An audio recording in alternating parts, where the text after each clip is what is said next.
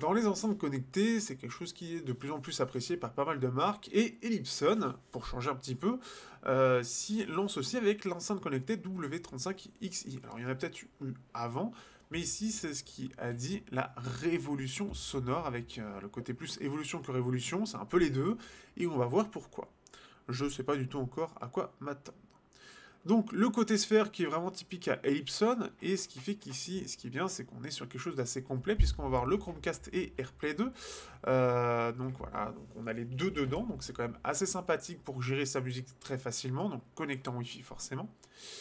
Et donc ici avec le côté matériaux, tout ça. Donc Apple AirPlay, Chromecast, Spotify, et puis bien évidemment tout ce qui peut être connecté avec ce type de cas. Donc effectivement il y a du Deezer, il y a du Qobuz, du Tidal, Prime, etc., etc. On a même un support pour le mur, donc pensé pour les connaisseurs exigeants, mais le mode passionné, blablabla, donc connecté haut de gamme, et établissant un nouveau standard d'excellence. Donc ce qui fait que ce sera peut-être plus orienté pour tout ce qui est bar, etc., et avoir un son de qualité, mais qui reste classe en même temps. N'importe quoi. Donc on a deux voix, donc ici deux Twitter donc de 2,5 de 25 mm.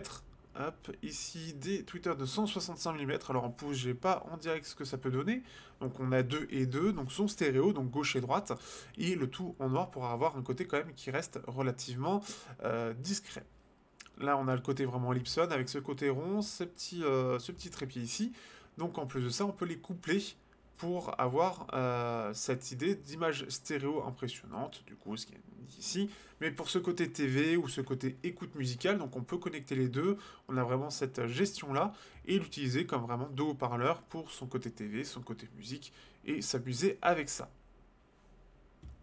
On a le tripode, on a un pied dédié, on a un support mural, support de plafond aussi, donc c'est là où on voit vraiment que c'est orienté aussi beaucoup pour le côté bar, restaurant, etc.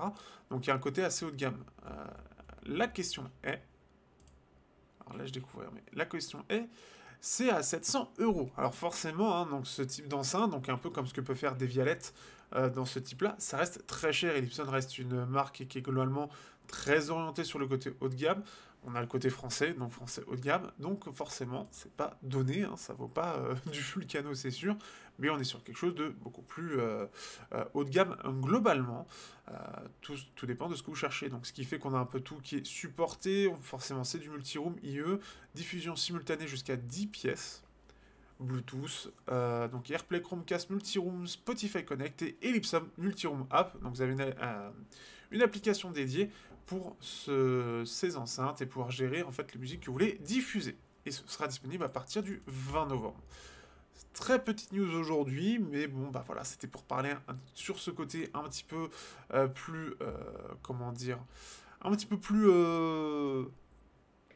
occidental, mais si je dis pas de bêtises, alors c'est soit américain, mais j'ai un doute, ouais, une histoire de son français, donc c'est bien ça, c'est bien français, donc histoire de parler de son français pour changer un peu, mais c'est moins accessible, c'est sûr. Allez, on se dit à bientôt, ceux-là je les testerai pas, mais peut-être que, on ne sait jamais, on verra. Ciao.